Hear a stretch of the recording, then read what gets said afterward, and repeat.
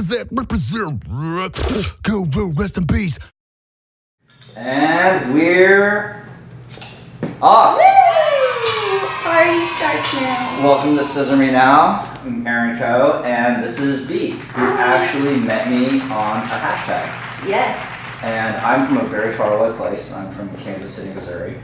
And yeah, I'm actually from Seattle, but Oh, okay, well, it's a little closer. yeah, I have this strange addiction to living in shitty places. And so, well, like people are like, oh. Well, weren't you just living in Texas too? I was living in Texas, and then I decided to move, and I've lived in big cities my entire life. So if you live in a big city, you live in a city, right? Right. You've been sheltered your whole life for the most part, or like even if like in California you live on the coast, Right. you still live in these sheltered communities like Monterey, like Santa Cruz. Exactly, yeah. You know, like San Luis Obispo.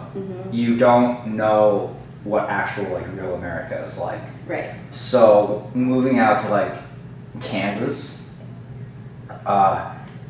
you see a whole different side of America. And Really? See, I've never been out there. So I don't know, I have no idea what to expect if I were to ever go there. well, here's the thing: is that one thing does remain the same, which is the men's grooming scene. Kansas City has incredible barbers. Not just only like in between like the shared city part, Right. but actually like on the side of Kansas itself. That's awesome. But I remember talking to you over Instagram, and this is the first time that I've actually met Bea, by the way. And how did you find me? So I found you, it was on Instagram. I don't remember whose page I ended up on, but your shears were in the picture. Right. And because they're so unique, and of course I'm a shear fanatic, I have 10 in my drawer. I was like, I have to get my hands on a pair of these. And so I was reading through the hashtags, and it said Moto Shears. I was like, okay, I'm gonna click on it. Clicked on it, and then I came to your profile, and I was like, yes, And I then- need to contact this guy right now. Did you call me or did you send me a direct message? I think I said, no, actually I commented on something on one of the pictures. Right. And then, Then I sent you a direct message? yeah, and Oh, we okay. went from there. It's funny because this is sort of usually like the navigational route that I take with my clients. No one ever called. Maybe like Yeah. 2 people in the last like year have called. And this is actually something I wanted to ask you. So people comment, and then I realize that I have to take advantage of the situation and I have to direct message them, right? Right. And then from that point on, then we talk, relate, and then arrange the phone call, and then I just do all the free shipping. But the thing I want to ask is like, why don't people just call? Or why didn't you just call? I don't know, I mean, maybe, because sometimes I get like that too. Like, I'd rather do it over an email, or I'd rather do it over a direct message or a message on Facebook. I don't know, maybe people just kind of get like, oh no, like, what do I say? Like, how do I talk to them? I don't know what I'm looking for. But then again, I feel like a phone call is a little bit better because you get more of the information. And that's why when we first talked on the phone, I think we talked for like 30 minutes. Yeah, we talked for a while. Yeah. And I was like, whoa, like I got so much info, and it was like, okay, like I feel good about getting these shears, you know, instead of just, oh, here, go home and I don't take think them. it was even a sale though. I think we were just talking shit about the industry. I think we were just talking about how like men's grooming is like, or like the direction that men's grooming is going in. Yeah. And you were talking about opening your own shop. Yes, because I was at a salon. Yeah, how long have you had your shop now for? It'll be a year in October. Wow, congratulations. Thank you. And I can't believe that you found my boy still, Craig. Yeah. Which- Isn't that crazy? It is crazy. And, well, so he had been working with me for like 2-3 months until he realized the shears that I had from you. And he's like, hey, you know, it says Moto on there. I was like, yeah. He's like, I have a pair too. I'm like, no way. And that's when he showed me, and then when he went to get them sharpened, like part of the Moto was off, so Yeah, he's no, like all bummed about it. He's really bummed about it. Yeah. But it was like, whoa, like I hadn't heard anybody having those, you know, your shears. Right. So, Well, I guess like you'd be the perfect person to ask, because in my own eyes, I like know who my clients are, and a lot of my clients are majority like repeat clients. But as far as like going out and seeking like a lot of like new clients, I don't really have this very strong desire to do that. It's almost like Moto's this company where people get very fed up with everything that's just happened, and they finally arrived at this destination point. And it's a funny thing with Shears because in all the time that Shears have been around, why do you think the service has been so bad? That's a good question. I mean, you know, there's just, in my opinion, I think because some of these companies are just so big, and I think when it comes to that, you know, there's people that, you know, obviously work for the companies, and I think only they're, I want to say they're not as personal, like I would say as you are, when it comes, you know, to Shears. And well, I'm a little bit ridiculous when it comes to like being like extremely like personal with everybody, because like I will talk to you for 40 minutes on the phone. Right. But it's very interesting how like I think one of the biggest things that rules over the industry, and I think Shears is a very good microcosm of it, but the big thing is greed. Yes. Greed is a huge part of our industry. I totally agree. Yeah. And the longer I've been in this industry and the more they go to these shows, it shows a little bit too. Yeah, so can you tell me a little bit about from the men's and grooming side? Because I know how a lot of the salon structure works, and you are actually the only female owner that I know of a men's grooming shop. Oh, that's awesome. It just generally tends to be the same tatted dude who has a crew of tatted dudes that I don't know where he found them from. Right. But they all seem to fly together and flock together. Right. And yeah, you're the only female that I know that owns a barber shop. That's awesome. I mean, so how did that happen? Okay, well, so I actually started in Cosmo School. I wanted to do women's hair. All right, how much did you pay for tuition? So I went to Marinello, so I think with everything added was about $30,000. Holy smokes. Yeah, something like that. And I never missed school. Do you think that's fucked up, by the way, how much school costs? I think so, because it's only a year. What? It's only 1,600 hours, and I finished school in 1 year, and it was $30,000. And you know, with schools, especially you know beauty schools and barbering schools and nail schools and stuff, it's you know what you're learning in school is just to pass state board. So when I graduated Cosmo School, I didn't know anything. Right. Like I wanted to. And so when I got out of school, I struggled. And because I didn't have that niche yet, it was an even harder. What was the specific struggle when you came out of school? I think because, I mean, you know, when you're in school, it's kind of like you think like, oh yeah, like if I got this down, I'm going to be good outside. And oh, I'm going to get clients super quick. It's not like that when you get in the real world. And especially when people, you know, sit in your chair and they ask you like, oh, how long have you been doing hair? And you say, oh, just a month. They're going to walk out. They're not going to really believe in you. Yeah, and so that's a hard thing is like, did you ever have to, or like, do you know people that have had to find themselves in that situation where they've had to lie? Yeah. I mean, realistically, like, what else are you going to do? Right. And, you know, they always, especially in the hair industry, they always say fake it till you make it. So, you know, when I first got out, there's one lady that I kind of did a little bit of apprenticing under. Right. And she always told me, you know, okay, you know, if you've been really doing hair for a year, say you've been doing it for 2 years, just so that client feels comfortable. But then it's like, oh, okay. You know, but then that's where it comes in, like fake it till you make it. Sure. And then once you get there, it's like, oh yeah, I've only been doing hair for 2 years or 3 years. Interesting.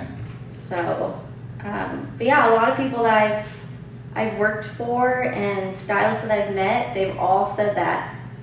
They've all had somebody walk out if they're like, oh yeah, I've been in the industry for 6 months. Yeah. So why shop in Monterey?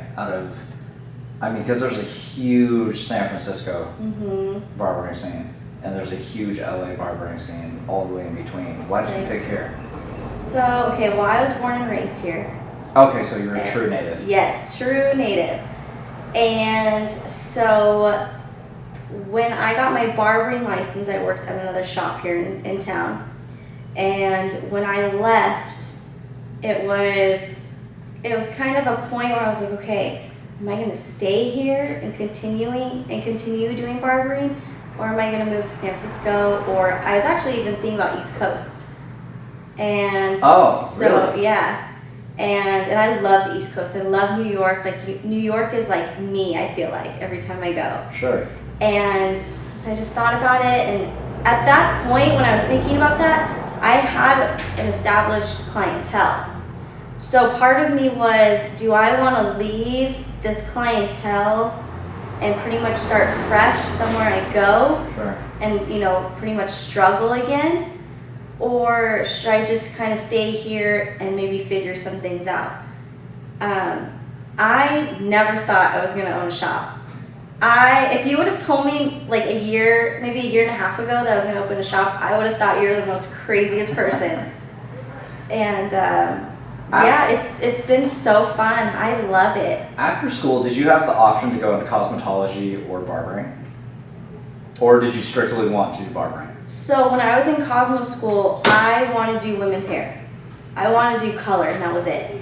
And when I was in school, I wasn't practicing color very much. I was actually getting a lot of guys that were coming through. Right. I was like, okay, like whatever, I could do a buzz cut. And so by the time I graduated cosmetology school, I wanted to be a barber. I wanted to learn, you know, how to do a skin fade. I wanted to learn how to do a straight razor shave.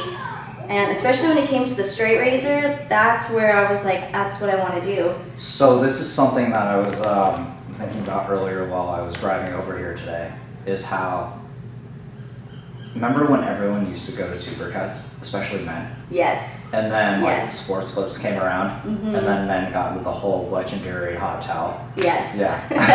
Yeah. So how funny is it now that men have very like typecasted hair? How many pompadours do you see around town, and just how many people do you see? Like, you can obviously tell that there's Hans de Foucault in it, or Baxter, or Right. Bonafide, Yeah. or these same products, right? Right. So it's funny now that like men's grooming, I never thought that it was actually like the haircut that pulled them in, but what I thought it all began with was with the straight razor, Yes. right? Because you remember Right. those shops that came out like Art of Shave, Yes. and then all of a sudden you have a lot of dudes in there, and people are just paying $70 just to get the straight razor shave, right? Right. But it made men a lot more comfortable to come out of the womb and like Mhm. just be like, I want to look good. Right. And so it's been really funny to think that up until essentially like the early 2010s, Mhm. men never had a place where they could feel comfortable in the industry. Right. They were so excluded. Right. You know, like, why is that? You know, I have to say it probably has to do with, you know, trends. I mean, a lot of people follow trends all the time. Sure. And so I think now that, I mean, you've got people like Brad Pitt, you have people like David Beckham, you know, all these big name celebrities who, you know, either do a movie or a commercial or even just walk the red carpet, and guys now are like, that's what I want. I want to look good just like Brad Pitt looks good.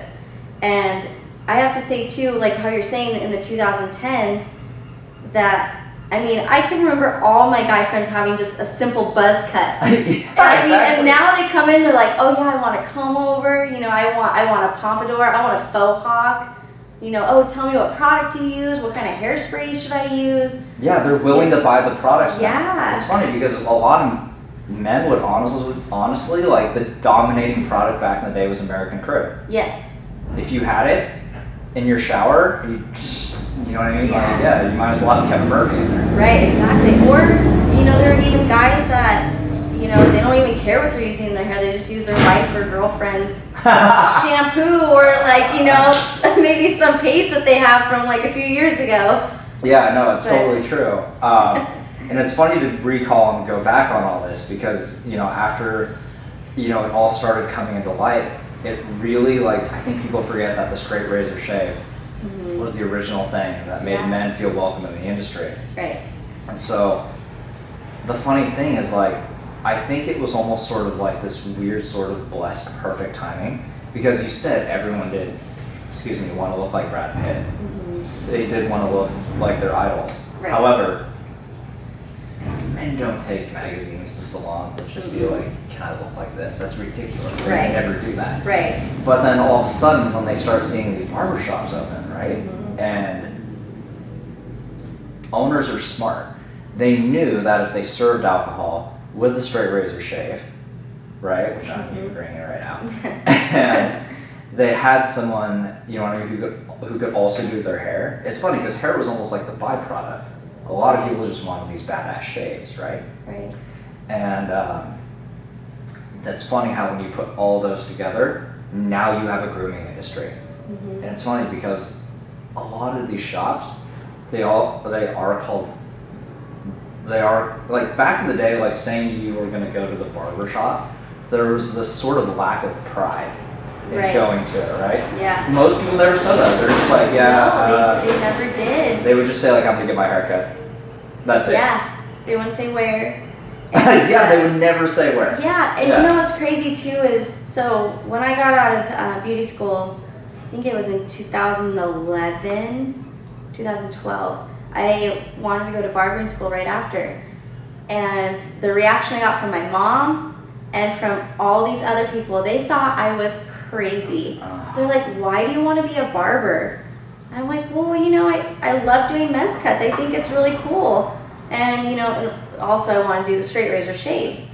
And they're like, well, why are you going to go back to school again? And don't you know that the money is with did you go back to women's school hair? again? I did. So I have 2 licenses. Nice. So.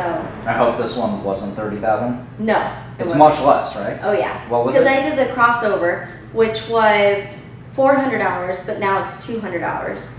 And I think it cost me 2,000. See, that's the crazy thing is that barbering is so much less money, Yeah. and it's so much more lucrative. Right. And I don't know how many of your female friends that you do outside the salon, but if you had to say who was more loyal between men or women, who would you pick?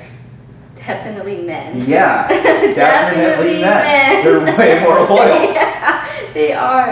And they actually buy the products. They do. I mean, I feel like with men, like, and I mean, especially for me, you know, like being a woman and actually cutting their hair too. Right. I feel like they feel more comfortable. And I always turn my clients around and I'm always explaining, you know, what product I use, how I use it. I'll even put it in while they watch me. And I think with giving them honesty and just really taking your time to show them how to do their hair, they're kind of like, okay, you know, I think I could do that. I'm going to buy that product that you just put in. Wasn't it a strange thing too is that like, because during like a straight razor shave, they're not going to talk. Right. They're just going to sit there and let it happen, right? Right. But I can't even really sort of like pinpoint like how this started happening, how and why like the majority of men have wanted to become incredibly attentive to how to take care of their hair or like what's going on. Right. That has never happened until now. Right. And I don't know, what's your take on it? Why do you think men are so interested now? I just think because, you know, for one, social media has definitely, like, it's people's, like, part of their lives now. And so I feel like, in a way, you know, you're always taking pictures, you're always taking selfies, and you're always posting it, and people are always watching, or they're always looking. And so I feel like there's maybe a little bit of pressure for guys to be like, oh shit, like maybe I should look good. Maybe I should look good in my picture. Maybe I should listen to my girlfriend or wife and say, but like, they're creeping on their friends. Yeah. They're just like, damn, like, yeah. Chris looks kind of good today. Yeah. You know, I mean, even my boyfriend, well, now he's going to barbering school. So he's. Oh, is he? Yeah, he is. Nice. And so, actually, way before he even Would went you fire to school. him? No, we already had that talk. I'm not gonna hire him. But no, I mean, you know, and even other guys too. But they're always like, oh yeah, you know, like I saw one of my friends. He had this, you know, cool ass haircut. Is there something I could do that's like that? You know, so I think it's kind of like. I mean, not a competition, but maybe like, okay, I need to look maybe as good as that person does, or, you know, I need to step up my game. Well, okay, I think you came to the same conclusion that I did about social media. I think the whole Instagram game has changed everything for men. Yeah. Because the hashtags, I mean, fuck, we met over a hashtag, right? Yeah. But like, I mean, some of the most popular ones I see now are like barber life, fade game, Yep. skin game. Mm-hmm. And it's crazy how you would think that these silly combination of words would just, what does that even mean? Right. But if you type in fade life, there's like 10 million posts on barbers that are actively every single day Right. searching fades. And what hashtags do you use, like in your own cutting? Because that's how a lot of barbers these days are marketing themselves. Right. It's like you have to. Right. And I feel like too, with hashtags, it's, you know, a way for people to get, you know, more followers. And because I think people look more for hashtags than they do tagged photos. I think so as well. So, yeah, but for me, most commonly, I mean, it just depends on the picture that I post. You know, it's not like I go into my notes and I type everything up and then copy paste. I usually don't do that. No. But usually, you know, like Monterey Barber, Monterey, California, West Coast barbers. I'll do female barber, lady boss. Oh. Yeah. Lady barber. Yeah. That's a good one. Yeah. So just like little things like that. I'll just start typing in, see what pops up. Right. You know, see how many of, you know, it always says like how many hashtags there are of that like word. Yeah. So, you know, just maybe click it. The hashtag has such importance. It is. It really is. And I wonder, like, if we didn't have Instagram as a platform, how stylists would market themselves. Right. Because I think that, like, all that would end up happening is we'd have these, like, websites, which no dude would ever go on a website to go search for a haircut, right? Yeah, exactly. So it's almost like they would have been trapped forever. Yeah, Like, because they don't bring in. What would they done? Yeah, because like you said, they won't really go on the internet. You know, they're not going to type in David Beckham haircut or something, you know, or something on GQ, you know, or like if I type in like Steven Yeun Walking Dead haircut Yeah. and like just take this shitty printed picture, Yeah. like, oh my god. Oh yes. Yeah. You know, the other thing I was gonna say too is like, as far as like men's haircutting goes, I think there's a lot of funny things about it, but I think the one that strikes me as the most funny is how like wives aren't pressuring men to get their haircut. Yeah. It used to be like a thing where it's Right. just like, you know, you hear little naggy things like, oh, like you're getting fuzz on the back of your neck. Right. You know what I mean? Like all that sort of stuff. You know It's what? not- Well, you know what it is now? It's like with the wives or even girlfriends that come in, they're like, "You're getting a haircut again? You were just in here a week ago or 2 weeks ago." So it's like the total opposite now. It's obsessive. Yeah. Yeah, like, and like here's an even like bigger question like outside of our hair, which is, you know, now that men have been accepted like into the beauty industry, why do you think men, because like you say they are like almost overcoming to like the barbershop and stuff, Right. what is this obsession with men wanting to look very dapper now? I mean, it could be like many different things for, you know, different guys. But I think, well, one, I think it depends on where you live. So if you were in the LA scene, Yeah. I mean, you Oh, have to God. look good. I mean, if you're like a size 4, you're like fat out there. You know what I mean? It's like, so it's like you always have to look good. If you have a freaking, you know, if you got a hair misplaced, like, oh, you're a hot mess. So I don't know. And I also feel like maybe depending on their workplace as well, if they, you know, if they have to look nice, if they have to look a certain way. Yeah. But you know, that is kind of hilarious to think that like you could be this like 5'4", 250-pound sweaty dude, but if you just have like a badass haircut, people will take you seriously. oh yeah, and a nice like crispy jacket or something. Yeah, and if you're super funny on top of it, yeah, it doesn't even go matter. up a notch. Yeah. Yeah, it's funny how hair has like the hair world has like shifted for men, and like now, so when I do like a lot of my hashtags and I do a lot of my Instagram stuff, Right. I'll have to say that I get more calls from California than any other part of the world. Really? Even though, I don't know, like, this is kind of a little bit of a hidden fact, but men's grooming started definitely on the West Coast, like very seriously. Yeah. But its origin and focal point actually was Portland, Oregon. Really? Yes. See, and I did not know that. Portland. That's cool. Portland's a strange. Well, at this place called the Modern Man, and then there's always been good groomers everywhere, Right. but that's where it sort of really exploded out of. And Portland, everything about the Pacific Northwest is weird. I mean, I'll tell you from growing up there. I mean, like, seriously, like, how's a place like Seattle come up with, oh, I just found this out today, Amazon CEO just surpassed Bill Gates for being the wealthiest man in the world. Whoa. Yeah, That's that just happened today. So there's that. Then there's Microsoft, Yeah. right? That's right. Then there's Boeing. Then there's Jimi Hendrix, Yes. right? Yeah. And oh my God. there's I forgot about that. and then there's Starbucks. There's just a bunch of Yes. crazy shit that comes out of the Pacific Northwest. Yeah. And then in Portland, what do you have?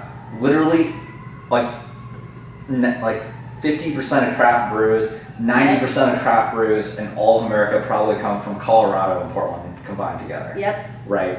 And then you have, strangely enough, the most strip clubs ever per capita in I Portland. think someone told me that one time. Have you been to Portland? I have, but I was in Beaverton. Is that Yeah, where it is in yeah. Portland? One of my friends lives there. He still does. And I went there for like a quick weekend. And all I remember was going downtown, and there was literally a brewery on every corner. Yes. And I was like, oh my God, there's beer everywhere and food everywhere. It was awesome. And here's the thing, is like people don't drink to get smashed. Like people drink just to like drink. Well, you know the sour beer craze is like going on. Oh yeah. Yeah. So yeah, it just like hit here, Monterey. I Like just- everyone's like, oh, did you go to down the street and get the sour? I was like, yeah, sure. No, I don't know what your opinion of sours are. I feel like someone just dropped a warhead in my beer. Yeah, it depends. I had a really good one actually down the street here like a few months ago, and I mean obviously you can't drink it fast. You kind of have to like sip it a little bit. It was interesting. I mean, I don't think I would have one every time I have dinner, but It's just so funny because like once you head down to like slow. So for folks, San Luis Obispo. oh yeah. It's funny because people are just lit and smashed because they have the slow brew. Right, and then Down there. 805 is down that way too. 805 is Yeah. down there, so it's funny to like see that like a lot of these towns that have these microbrewery cultures, Right. a lot of people now go for the taste of the alcohol versus actually getting just completely lit. Right. And Portland's funny like that because the city's whole culture, it closes sort of around 10 o'clock. Really? Yeah, I mean like there's nothing to do then after that, but then okay, you go to the bar, right? Well, yeah. I mean, there's not really that club scene out there, or Yeah, I mean it's a great place to raise kids and stuff. Right. People aren't looking to like go like rage or party right. or just like casually like get drunk. It's not that type of place. But yet that's what always struck me as so funny is like, why do you have so many 2 a.m. strip clubs? Like, what is it? And so That's so funny. I went there for brunch, and with my friend's brother Wait, at a strip club? at a strip club. Yeah, it's called Acropolis. What? And it's the most amazing brunch. So guess what? No way. This is how bizarre of a strip club it is. So we go there, and there are like normal like just domestic beers on tap. Yeah. But besides that, it's all the microbrews that you saw like on the No street way. at the strip club. And we went when there was like a biker gang in there, and they're not even sitting anywhere near the stage. I don't know what the hell they're doing in there. And then we go, whatever, I like Pacifico. You know what I mean? Yeah. So I get a Pacifico, and he gets his craft brew, and we get brunch for I think it's like $10 for like a 16-ounce T-bone steak. And there's no sales tax in Oregon, so Oh, yeah, it's that's just right. it's just a flat out price. Yeah. So I'm just like, all right, well I'm down to pay $10 to literally get a big ass steak, you know. And Right. it's funny because you sit there with your steak, and your stripper is 2 feet away from you, and you have like your ones like right beside you, and you take a bite of your steak, and then you're just like, oh yeah, you're there. Like here. Here, yeah. And she got really close to us, and she noticed that he was like eating. Well, she noticed like him eating, Yeah. and she looks at him and says, "I like your tooth." And he's like, What? I look at him like that. And I'm just like, what are you talking about? Yeah. And he's like, oh yeah, it's a little bit deformed, but it looks like a fang. Oh. And so it looks like a vampire fang. Oh my god. And then after that, there's like this like she like gets on the ground, and then she just starts like crawling towards him, and she's like, can I take a closer look at it? And she just like looks at it, and then she's like, you know, I really like vampires. And at this point, like she's still wearing like all of her clothes, and she just takes off all of her clothes, and she's totally into his like fang. It's like a complete thing for her. Oh my gosh. And he's still going at like eating the steak and everything? Yeah, he had a girlfriend at the time, and like whatever. We were there for Oh, that's such a good story. I like that for one. brunch, and then like so now like whenever like I save him in my phone as Fang. Yes. And I like that. She's totally about it, and like she was there for like our entire brunch, literally just shaking her ass in front of his face, Damn. just because of his Fang. That's crazy. So yeah, that's Portland's like strip club scene. But no, they have. So I don't know. Maybe this is just Portland as a town, but they're obsessive about their craft brews, their strip clubs, and their men's grooming shops. They have some of the best men's groomers ever out there. Yeah, they do. Yeah. Do you know any shops out there? In Portland, I don't. Actually, because when I went to go visit my friend, I think it was like 2 years ago, I went to go visit him. I actually wanted to go see some barbershops, but I literally flew in like Friday night, and I flew out like Sunday morning, so I had like no time. Oh, I gotcha. But yeah, no, there's a few people that I follow. I think Cole Thompson is one. He used to be creative director of Sassoon, Right. I believe. Mikey Denton? Yes. Mikey, this is a Yes. shout out to you, man. Yes. Fucking love you, bro. And I think there's a shop called Scissor and Bone. I don't know if that's in Portland or if that's Seattle. Scissor Bone? I Yeah. can't be too sure, but Yeah. there's another big one out there called Throne. Okay. But yeah, no, everyone knows Mikey Denton. Yes. Yeah. He's a really awesome dude. He runs a really, really good shop. That's awesome. I've Yeah. never met him. Actually, my one question I was going to ask you is, so I see a lot of similar products that end up in the grooming shops, and it just seems like they got developed so quickly because they knew that. Well, I don't know, like how. Do you work with any of these companies directly, So or do you just distribute for them? I it is part. I'm part of the Hair Evolution team. It's been a while since I've worked with them. If you go on their website, or if you go like see anything that's recent of like posters or anything, you see the men's cuts. There's 2 of them. Those are actually my cuts that are on there. Wow, nice. Yeah. So I haven't worked with them in a while, but I love their product, and I always have, even before I joined their team. But I've also worked with prospectors. I've worked with Pansy Fuka before, and and also Paul Mitchell up there. And so I'm new to the Holy Black, which is also an awesome line. Well, because here's the thing that I'm seeing in the men's grooming industry, and it reminds me a lot of, because we talked about greed earlier, right? Mm-hmm. And for a lot of people that want to make it, and they have that very, very strong desire to make it, Right. I mean, might as well be trying out for the NBA draft or, you know, Yeah. any of that sort of thing, because you see them work so hard Right. and they're climbing the ladder, and most of them just fall off dying and screaming. Yeah. And it's like, is that, I don't know, like, I almost feel conflicted about it in a lot of ways, but do you think that that's the right way to go, is to work for a lot of these major companies? Because I almost feel like you're setting yourself up for a very long and arduous road. Right. Because what you get in return is nothing compared to what they get from you, which is that they get to put themselves in your shop. Right. Not only for free, but they have conditions. Right. Right? Like, you gotta sell this much, you gotta do this, this, this, and all of a sudden you gotta get your shop obsessed with this particular product. Right. And do you think that's a good thing for the men's side of the industry?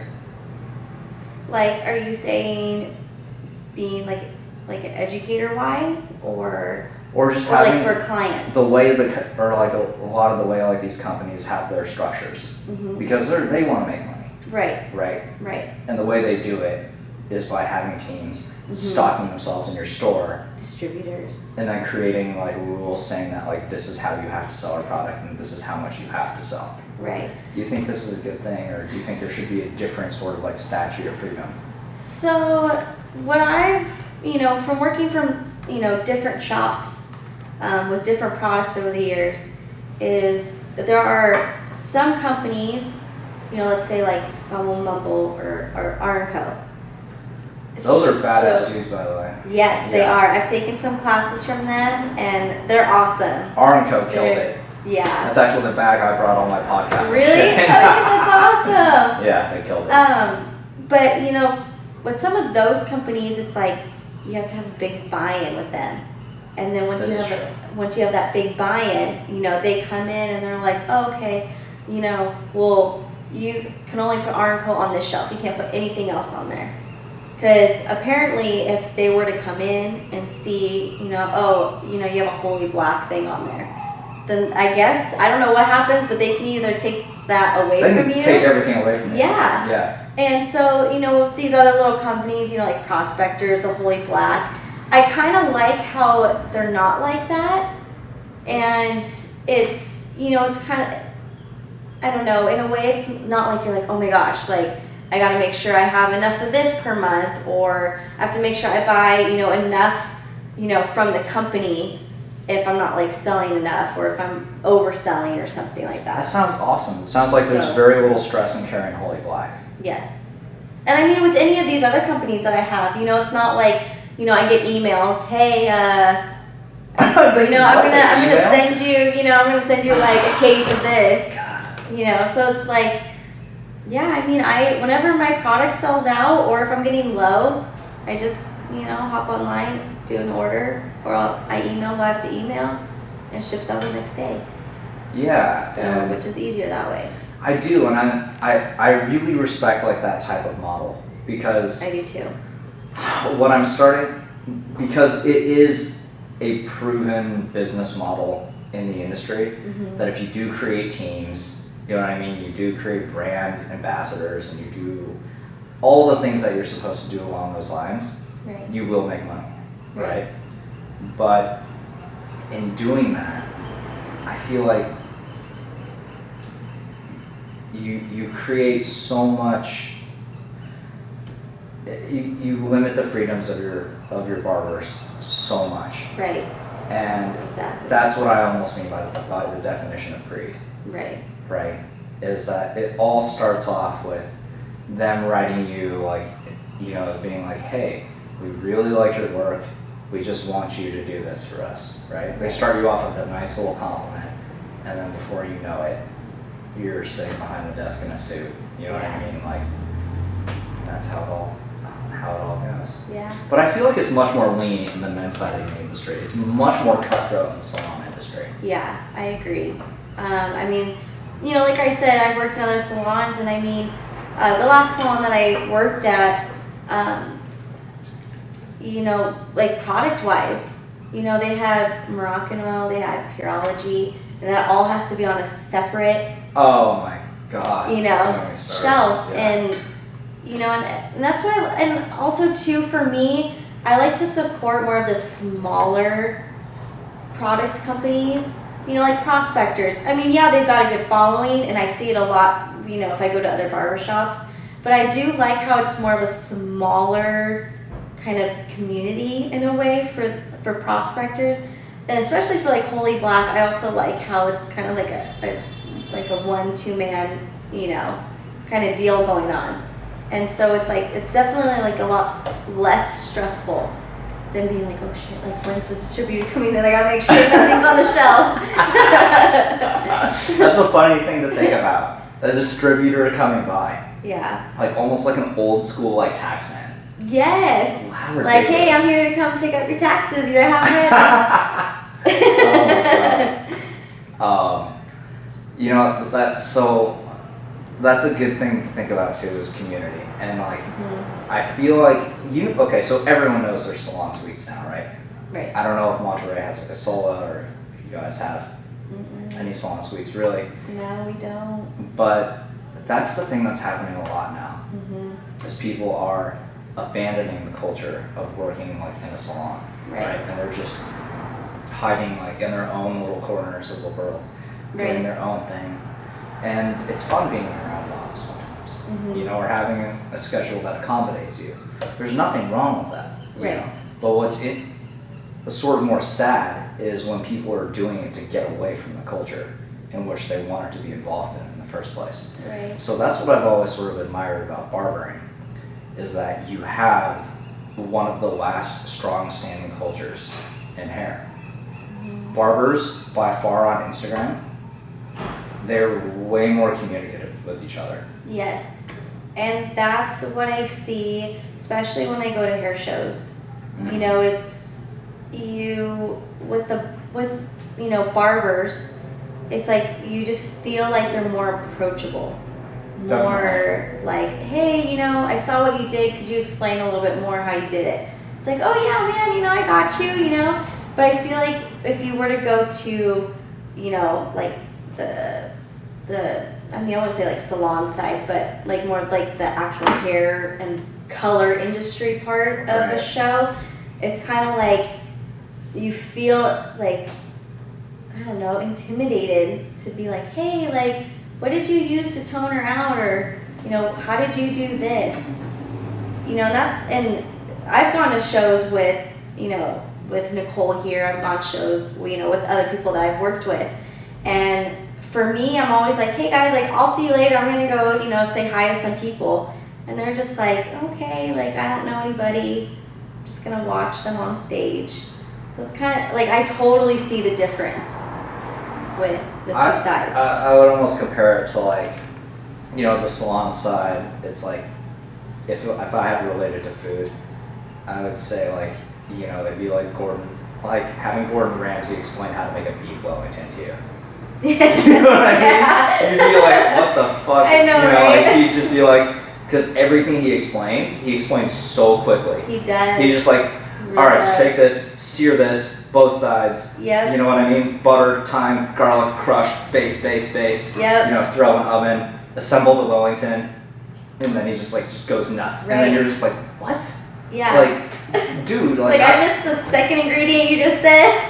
it's like, why are you brushing the beef with mustard? And he's just like, I don't have time to explain that. Like, Right. You know, like, keep going. That's what I feel like, you know, high-end hair is. Yeah. And then, like, I feel like, you know, like, when it comes to barbering, it's like Action Bronson, you know, or like Maddie Matheson just explaining, like, how, Right.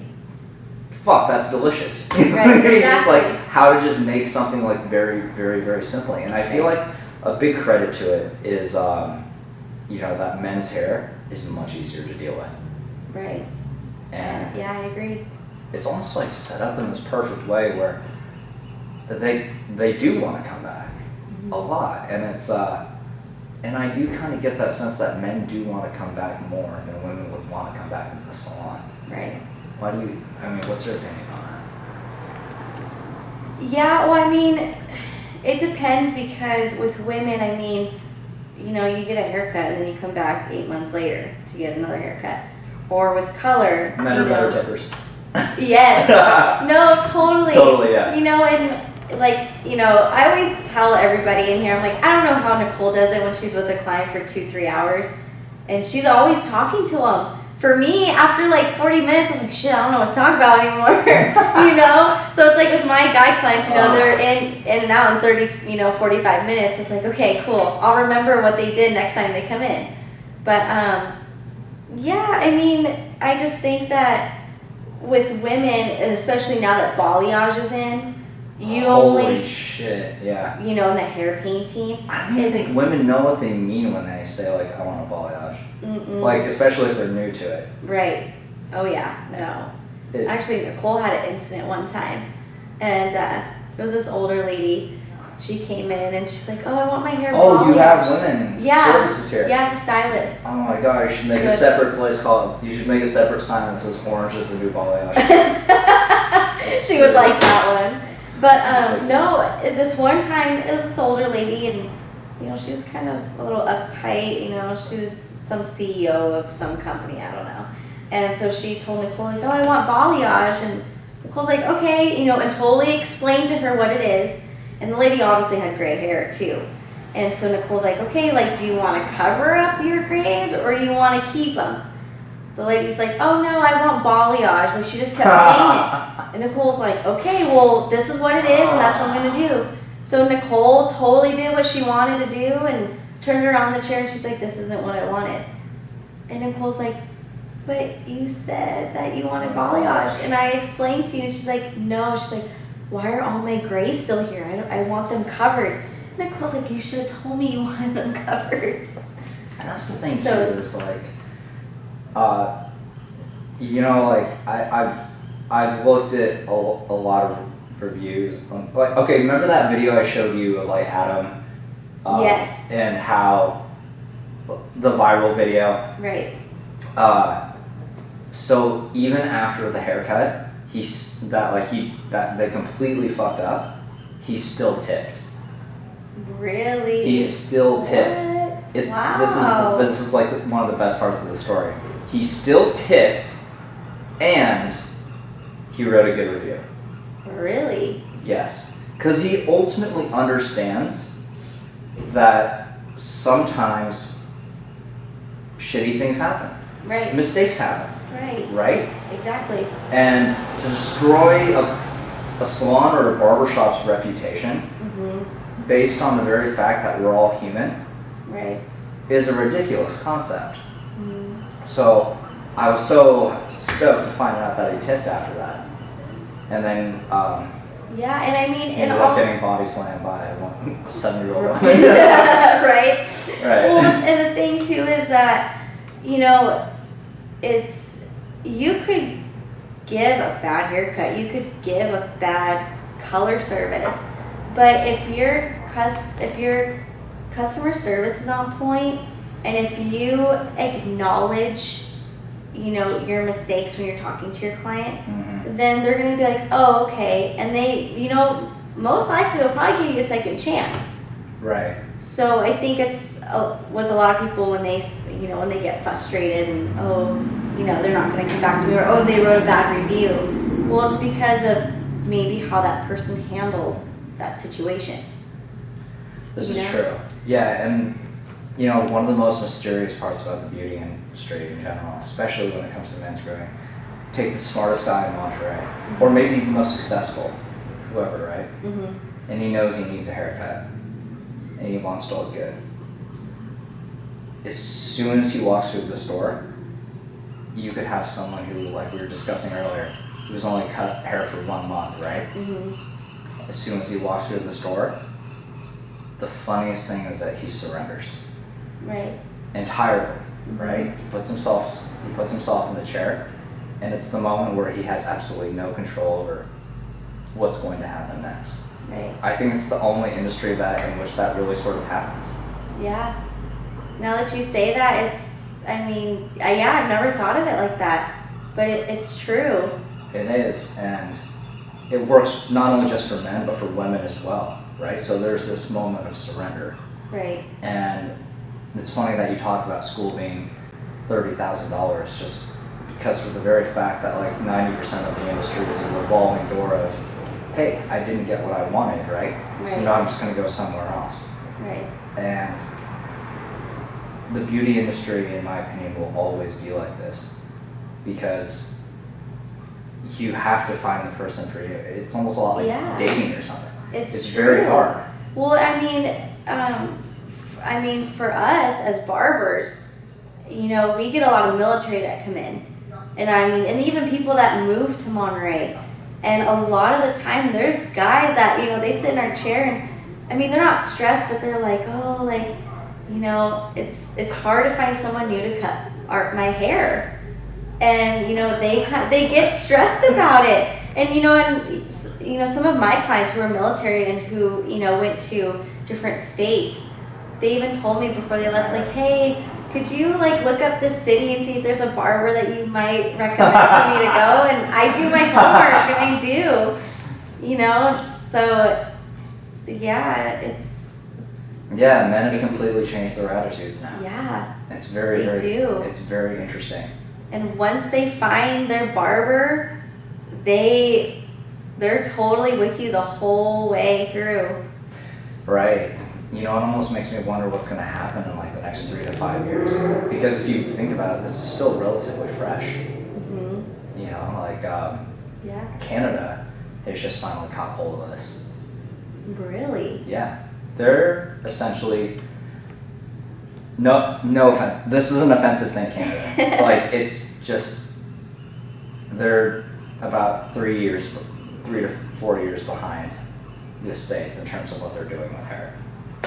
And well, yeah, I mean, and I would say, you know, I'm way into fashion. I love watching, you know, Fashion Week. I always love going, like, looking into Vogue, but I mean, same with the West Coast here. right. We're always a little bit late after the East Coast gets it, but then East Coast is always late because everything starts in Milan or in Paris, you know. So it's like all those trends start in Europe, and then maybe a year or two later it goes to the East Coast. Maybe a year or two after that it comes to the West Coast. But I could totally see it, you know, I could totally see Canada coming, you know, a few years after that. Well, so it's all kind of like a little cycle. Well, that's where the bridge of Instagram becomes so interesting. Right. Is because barbers are willing to share their secrets. Yeah. I mean, have you met a barber that's really just like hoarded their information? It would seem so silly. I don't think I have. No. Not that I can talk. It's really not in their nature. Yeah. It's almost like they'll show you like how they scissor over comb or how they're achieving a technique. Mm-hmm. And then if you're trying to do it, I mean, they just might think in the back of their head like, he probably wasn't listening to me. But they'll show you again like how to do it. And that's what I love about the barbering community. I do too. And I mean, every class that I go to, it's, you know, I meet someone new, and, you know, you're always learning something new. And our barbering class is actually good because, like, you know, to be completely honest, a lot of people in the salon industry will say something like, oh my god, I learned so much at this class. Like, you know, like, look at these cool, like, scissors that I got with my class too, you know? And I'm just like, literally going and just seeing people take selfies, you know, with like guys. And I'm just like, you didn't like, did you really learn something? All you learned is that a unicorn isn't real, but you can put it in hair. Right. You know, it's like, what the fuck did you actually learn? You know? Yeah. You know, okay, so when I got out of cosmetology school and barbering school, I took classes everywhere I could find and where I could go. And, you know, when I did that, I felt like people were more engaged in classes. And now that I go to classes, that's what I see, is people, you know, taking pictures or snapping or like you said, they're taking selfies with, you know, one of the biggest barbers in the hair industry. And it's like, okay, well, did you really want to come and learn something, or did you really just want to come meet this person? See, that's what's interesting is like there's a lot of people who there's a lot of people who are obsessed with the image of looking good. Right. You know what I mean? Versus But they like, don't want to put in the work. Exactly. And I think that like the best combo you can achieve in the beauty industry, is one of two things. The first one you definitely want to get there's looking good. I mean, there's feeling good and looking good. Right. Even if everyone's walking out looking like alfalfa, you know, at least they feel good, right? Exactly. That's the most important thing. Right. But if you put in the work, and everyone feels good at the end, Right. as long as looking good, then that's why these fuckers come back in here way too often. Right. You know? Well, and you know too. Another issue of Maxim, guys. It's the same month. I know, right? Well, and also too, you know, like I always see on Instagram, you know, people posting like certain haircuts, right? Maybe it's not the most attractive haircut. Maybe it's not the best fade, you know, that you see. But, you know, I always tell myself, and I even tell my clients, you know, like if you want a ridiculous haircut, like I'll do it for you. You know, if it makes you feel good, I'll do it for you. I'm not going to be someone, or especially a barber, being like, nah, I'm not going to do that on you because that's my name. That's all over, you know, the top of your head. And I know to a certain point it kind of gets like that, especially when I hear from like other barbers like, oh yeah, like I wouldn't do that haircut because I don't want to put my name on it. But then it's kind of like, okay, well, first of all, you're turning away money in a potential client.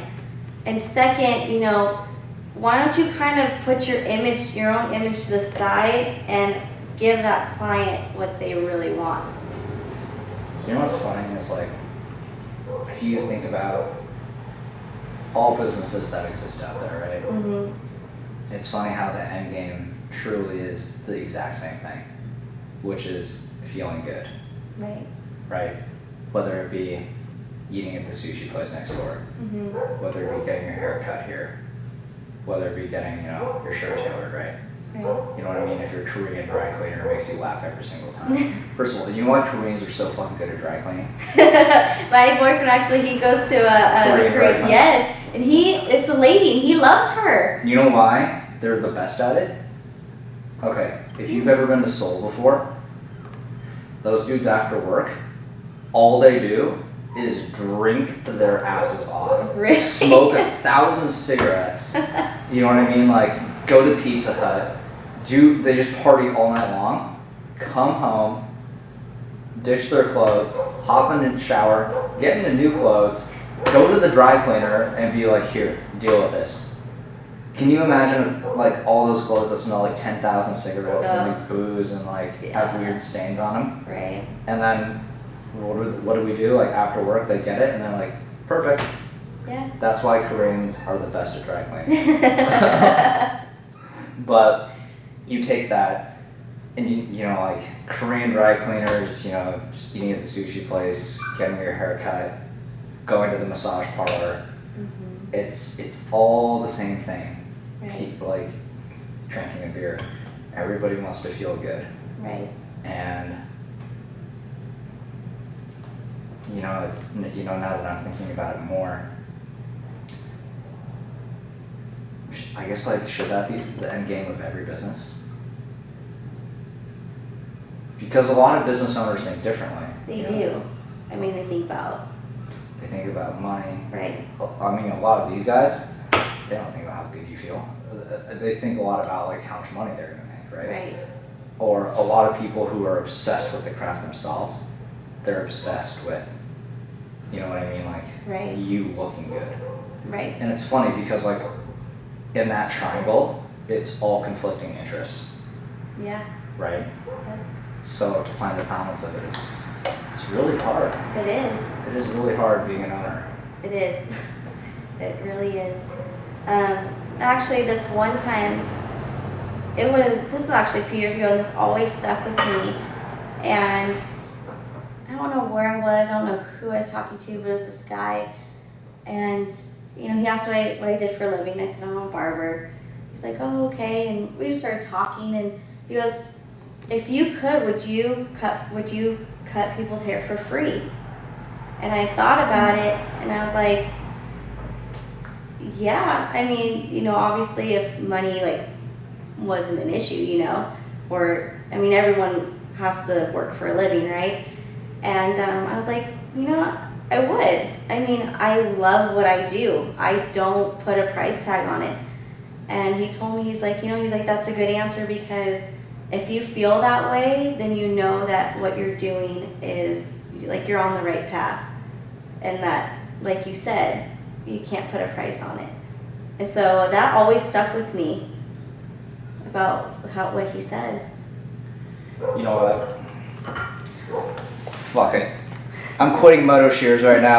No one is getting any more scissors.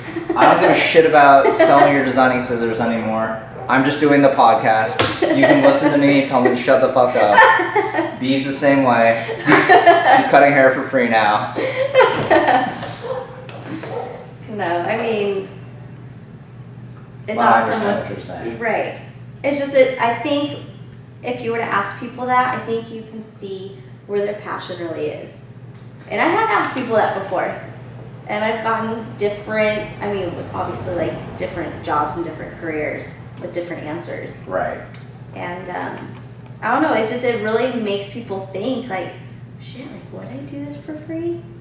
You know, would I work in this law firm for free, or am I just doing it Well, you know what? Here's the just thing. because? I would quit Moto Shears to do this full time, except that I would just get so much hate mail. Like, I would get so Really? I would You get think so? I would get so many DMs just being like, "Why are you quitting Moto?" Like, people would be so pissed because I wouldn't want you to quit Moto either. no, like if I told you that, like, no, it's something you said. I'd be sad. Yeah, you'd be really sad. I will cherish what I have in my drawer. A lot of people would be pissed. They'd be like, "What the fuck, dude? Like, seriously?" But no, as a true statement, you know, my own passions are getting to know people. Yeah. And so the shear thing, the shear business, Mhm. that's what it's helped me do. It's helped me get to know people. I mean, coming all the Yeah. way from a hashtag, know. driving 6 hours here, getting to know, you know what I mean, like Yeah. someone in the industry that, I mean, Monterey isn't a big city. A lot of people, you know, when I go traveling, people are like, "Where's that at?" I'm like, "Oh, 2 hours south of San Francisco." They're like, "Oh, okay." Yeah, but So it's this is, yeah, my real passion is to go look up hashtags and go meet people. yeah. That's what I do. There you go. I'm a creeper, everyone. I think everyone who's on social media. I know, it's like this whole phenomenon in which we're allowed to be creepers now. Yeah. You know what's crazy actually? So last night, my Creeped. yeah, I did actually. So my boyfriend's brother came over and he was telling us how he went to the movies with this girl, right? And I go, "So what's her name?" He's, you know, says her name. I'm like, "Okay." I literally go on Facebook. I found her and I was like, "Oh, does she work at Wall One?" He's like, "How the fuck do you know?" I was like, "Is this her?" And he's like, "What the?" Yeah, I mean, everybody creeps on social media. Right? But then, I'm sure after you showed him the picture, it's basically like you're holding the smoking gun. Yeah. And his hands are up, and Right? he can't tell you to, like, not creep. Yeah. Because you're just like, well, too late. I know. You know? Yep. Yeah. Well, awesome. If there's anything like you want to plug to the camera or say about your shop, you're more than welcome to. Thanks. Well, I'm really happy you came in. Yeah. Finally, we meet I know. after what? 2 years? Yeah, I think so. Yeah. I think it's been 2 I think years. it's been 2 years. Yeah. Yeah. That's so crazy. Yeah, it is crazy. And I haven't been here, I think, probably in like 6 years either. No way. Yeah, Monterey's changed a lot. It has. It has. Yeah. So, and it's modernizing slowly. They still want to keep, you know, that Well, old the Monterey first thing feel that I too. noticed is that it's very, very, very, what's it called? Preserved. Yes. Extremely. Yeah. Like, I've seen a lot of cities change. I'm trying to think about one, like, immediately. Oh, God. anywhere surrounding the Austin, Texas area. That's what I've heard. Yeah, I hear that a lot. Yeah.